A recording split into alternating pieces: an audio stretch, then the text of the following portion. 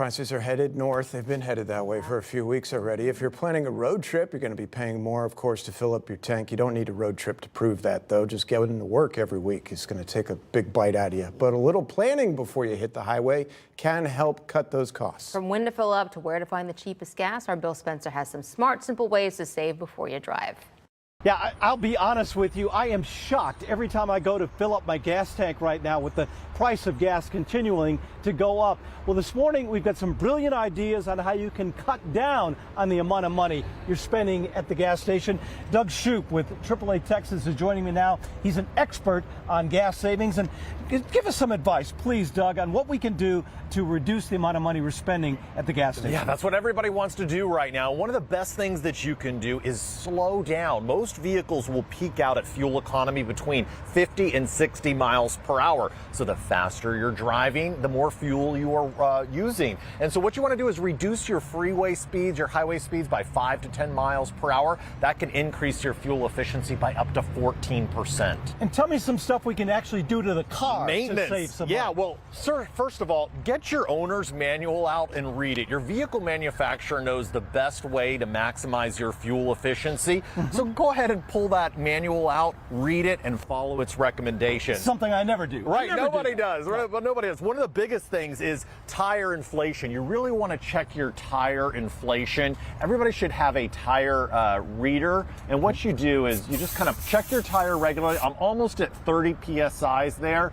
so I'm a little low. I need to go ahead and fill this tire up because it's recommended that I have 30 to 35 psi's in these tires. And with low inflation, what's going to happen? You're wasting money. Yeah. If you're driving on underinflated tires, it's just a waste of money. Cool. What about what you also want to do is, when you get inside your vehicle, use your AC wisely. One of the things that you can do is roll your windows down and start driving to let most of the heat out of the vehicle. And then once that heat is out, go ahead and roll the windows back up, and then you can use the AC. Yeah, because otherwise you're trying to cool off this burning up vehicle. Very hot vehicle. Let the hot air out. Absolutely. Okay. Yep. And then, of course, avoid those jackrabbit starts. You know, when the light turns green, don't just slam on the gas. Go gently on that gas pedal. Makes sense. Something else you can do when filling up, this is really important. You know, you want to look for gas stations that have top-tier fuel, extra additives to keep the engine cleaner, and that actually helps your fuel economy. So look for the words top tier. Top tier on the gas pumps. And then also,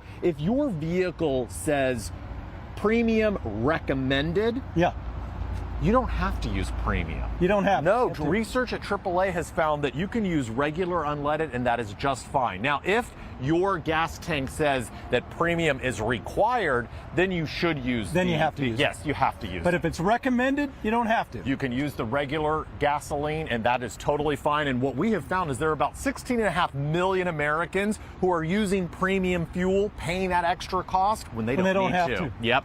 What about And the then, trunk? Yeah, when you're going out for a spring break road trip or spring road trip, or even, you know, this summer, pack everything inside the vehicle. Put all your luggage in the trunk rather than using those overhead luggage racks, because those actually create drag and reduce your fuel efficiency. And then also lighten the load of your vehicle. Don't use your vehicle as a storage unit. Get rid of the golf clubs from the weekend.